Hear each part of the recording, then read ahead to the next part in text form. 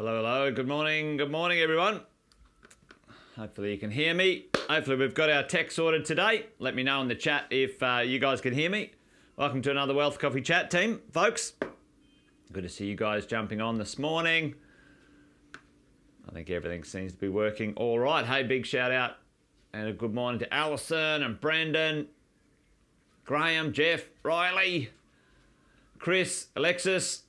That's great. Thanks, Riles. Mate, off to the races. Morning, Sharon. Well, team, hopefully you're awesome and well. Welcome to another Wealth Coffee Chat. Like I said before, I'll do a few little bits of intro while things are warming up. Jason Witten's my name. Most of you know that already. If you're new to mentoring, if you're wandering by, say a quick shout out, say hello in the chat. Hey, Deb. Morning, Deb. Hey, Deb, we got to get together. We've been trying to lock that in. Let's try and do it. There you go. Hey, what's been happening out there in the marketplace? The old media's winding up, isn't it? The old media's making it happen. Yeah, some of these politicians, Jeff, hey? Like I tell you, it's like watching a train crash, a slow train crash. But anyway, you know, as we all know, as investors, they can be a bit crazy, these pollies, and they can come up with all sorts of weird and wonderful things to try and get re-elected, try and get the popular vote, whatever it might be. And for us as property investors, you know, we get treated pretty unfairly sometimes, I reckon. But you know, you can't stand around whinging about that stuff, can you? You've got to make sure, as a property investor, you have strategies, processes, systems for you to make the most of what you got and ultimately build your property portfolio. Because for all of us, you, me, everyone who jumps on this channel, all the people in mentoring, you know, we've chosen consciously to make real estate our investment vehicle for the future. You know, you guys know that I love property investing. It's slow, it's steady, it's methodical, it's consistent, it's reliable, and there's some other benefits to it as well. Some of the challenges with real estate, you know, it's slow, you know, and, you know, it's exposed to political issues. No different to any other asset class, I don't think. But today I wanted to talk about, are we entering a risk zone, team? Are we entering a risk zone when it comes to the property market? And maybe, you know, what do we do about that? For me, for you, all of us, as we get, you know, our mojo on and build our property portfolio, you know, we have some good times, we have some average times, we have some rubbish times. All of those times have to be navigated, not only financially, which I think is the easiest part to do, but mentally and emotionally as an investor. You've got to be able to go the distance. You know, you guys know I've got a couple of sayings around here. You know, buy well, never sell. This thing's a marathon, not a sprint. And it takes time. It takes mental and emotional fortitude to go the distance. Over time, you know, this is going to take us 15 plus years, folks, to build a significant property portfolio from scratch. And get a good outcome from it. So, you know, if you're there and you're just starting out, you know, make sure you pace yourself. If you're part way through and you're kind of like, is this going to work? You know, hang in there, stick with it. And if you're all the way at the other end where you're like, this is working, this is great, now how do I exit efficiently and tactically and smart? And I mean, exit from maybe the workforce or something. Like, how do I turn my portfolio into this cash flow machine, this unicorn that everyone talks about? Well, I'm not going to talk about that today, but I'm going to talk about this today. Hopefully that's where it's going to be over here for you, me, everyone else in our futures. So let's have a talk about the risk zone and what's going on. Unless you've been living under a rock, and hopefully you haven't, but if you've got yourself a bit of real estate, you know, what has happened in the past, let's say, 2 to 3 years? Tell me in the chat, what's gone on with our real estate market? You know, what have we benefited from in the last few years? Chuck it in the chat, get you guys engaged. this one should be a pretty easy one to answer. What's gone on, team? What's happened? What have we benefited from significantly? The Australian property market, capital gains. The Australian property market has gone up. We've had some boom times, Brendan, for sure, and it's gone up in trillions. And I mean, that's with a T, team. Trillions of dollars of value around Australia. And it's put a significant amount of growth and equity into people's pockets.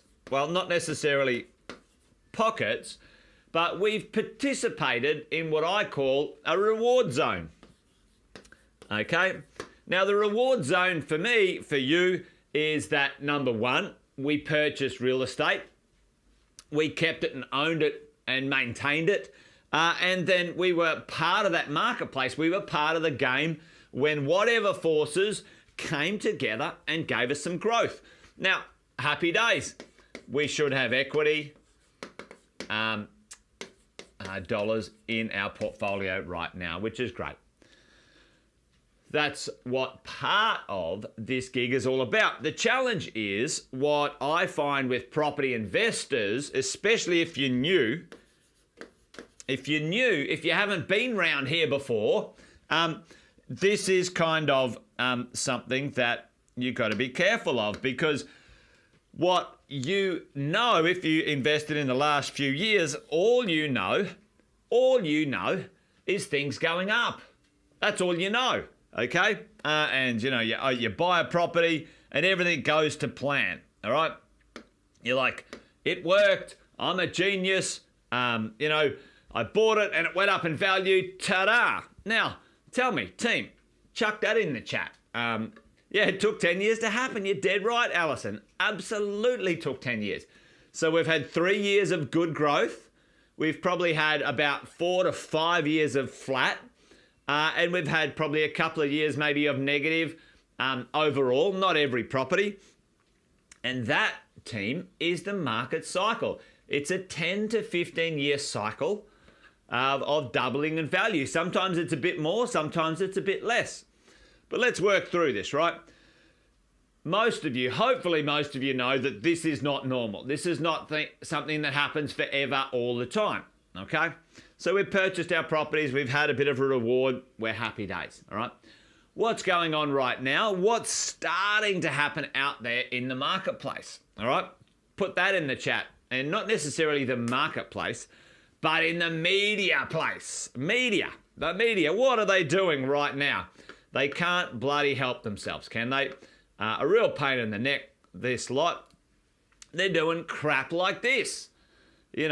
Price falls in Sydney, likely to accelerate after hitting their peaks. Could fall by 15%. Blah, blah, blah, blah, blah. What a bunch of rubbish. Let's face it, folks. These guys, there's only one thing that they're after, and that is clicks and attention. Okay? Unfortunately, I've been reading a book actually, which is pretty interesting because it confirms a significant amount of the things that I've thought about the media for a long time. Called Stolen Attention. I'll give you that. Yeah, clickbait news, team. Clickbait news. This stuff manipulates our brain's amygdala, okay, our fear or flight, our fight or flight mechanism in our brain. We have unfortunately, a negative news bias. Something that's negative will get more attention. We will pay more attention to it as humans than something that is positive, okay? Which is so annoying, right? So now what will happen in the marketplace is that this rubbish will get a bit more attention than it bloody should, okay? So the scaremongering, the clickbait, the rubbish going on out there in the marketplace, for all of us, we need to understand what is for real and make sure we check back in on our portfolio, our system, our opportunity to build our equity as we go along. This is what I call the risk zone. there is a risk zone in there. Now, what type of risk, team? What type of risk, real risk, if you're a property investor and you're a property investor that is going to invest, and be committed for the next 15 to 20 years, what real risk is in here? Tell me what the real risk is of this section, okay? So chuck something in the chat there. We'll talk about that in a second. But what is the real risk? What is the real risk to you and me as property investors, long-term, professional, focused, eye on the prize property investors? Well, for the ones that are, selling out of the market. You get the fear, you get out of the market at the wrong time. You lose money, you sell at a loss, you follow bad advice.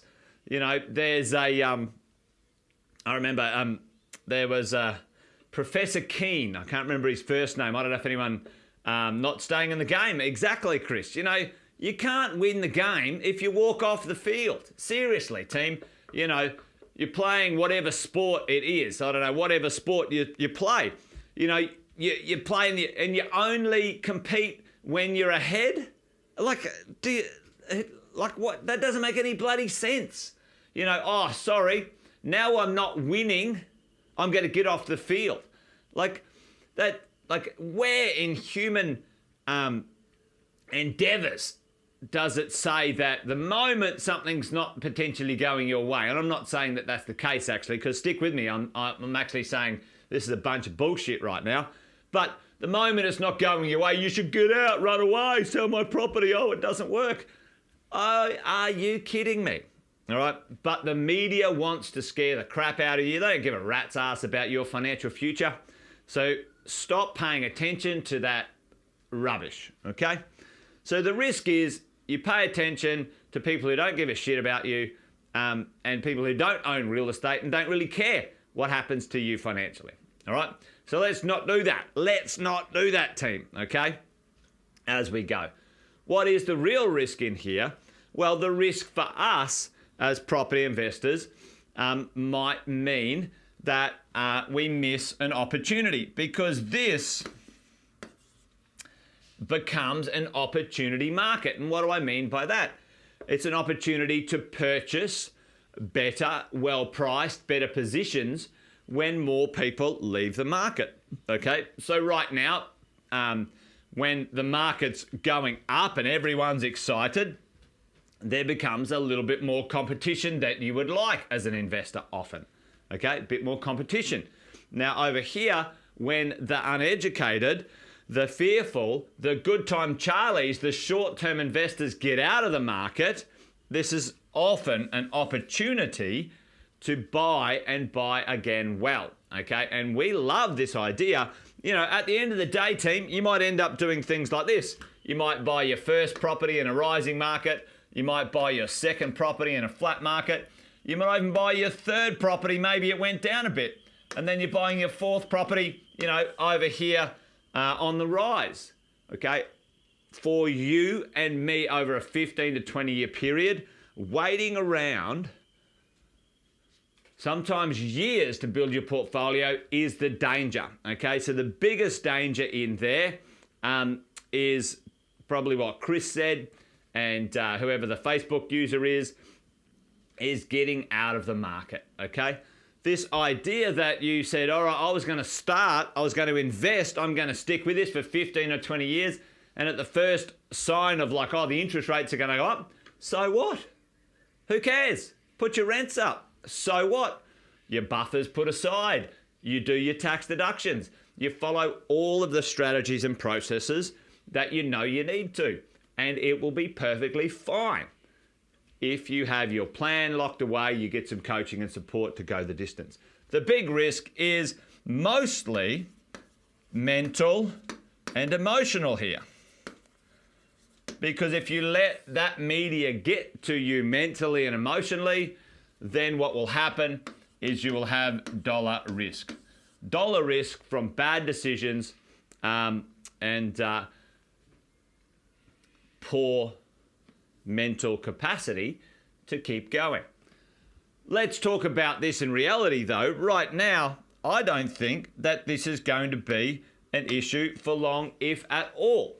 Now, there might be some temporary issues when we see the market adjusting for the new pricing of cash, okay? Interest rates might go from 3% to 4%, okay? They're already going up, team. The interest rates have already gone up. I've got something here, actually. Where is it? There we go. The banks are already pricing in interest rate rises themselves. So they've already done it, team, for us as we're borrowing. The media didn't have to carry on like pork chops about it, okay? So this risk zone, I think, is a non-event right now. Why? You tell me why, guys. Right now, what is on the other side, which I think this risk zone will probably do something like that. I think it might be flat, and flat only because of political uncertainty and uncertain about where the interest rates will be. The quicker those interest rates knock into shape, the better off we're going to be. There might be some slowing down, but what is underlying our property market in Australia right now? You guys tell me what is actually happening factually right now. Supply and demand is absolutely stuffed. All right, buffers will carry you through and then put your rents up. Okay, team, make sure you say you get your taxes back. Supply and demand, we are at like literally decade lows of supply. We've got unemployment, the lowest it's been in 40 years.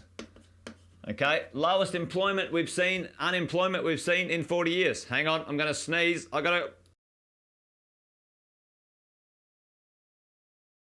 How funny was that? Anyway, lucky I was able to mute myself. Supply and demand is buggered. Lowest supply in 40 years, lack of stock, exactly. We've got a massive, and I mean massive, population boom coming. On the cards, 600,000 people to come into Australia. We've got extremely low, record low vacancies. Low vacancy. Okay, record low vacancies, and the cost of construction is up. Construction is up and won't go down. Team, the delivery cost of properties, the cost of land, the cost of labour, the cost of materials, none of that fundamentally will change. Matter of fact, it might even go up a little bit in the short term because of some of the constraints we've got. All of these things right now is pointing to the risk zone is really what can we absorb when it comes to the increase in the cost of our cash, and quite economically, the average Australian is actually pretty well off right now in comparison to where we were a while ago. Lots of money in redraws and equity, lots of cash, record savings in cash in savings, etc. So for me, for you, is any of this relevant right now? I think the relevancy is this, team. This risk zone is going to be low and short, low amount of risk, short amount of time. It could be a fantastic opportunity, a magic opportunity for you to see this kick on, the marketplace get a second wind, an excellent second wind. And I think in many awesome cities around Australia, there will be a second wind, especially when rents start to skyrocket and that population starts to grow in Oz. Anyway, there you go. That's about it from me today. Any questions, chuck them in the chat.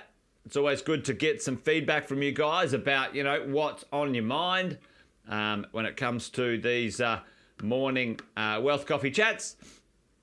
Usually I just wax a bit of lyrical about something I've seen of recent times. But if you guys have got any questions, if you guys got any concerns, you guys got anything you want me to talk about, leave me a comment in the chat and we'll grab that and do something about it.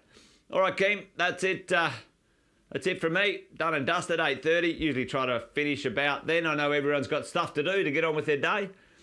You guys be awesome, be well on this terrific Tuesday. Wonderful Wednesday tomorrow. Join me about the same time, about 8:10, for another Wealth Coffee Chat. Till then, team, you guys know the drill. Buy well, never sell.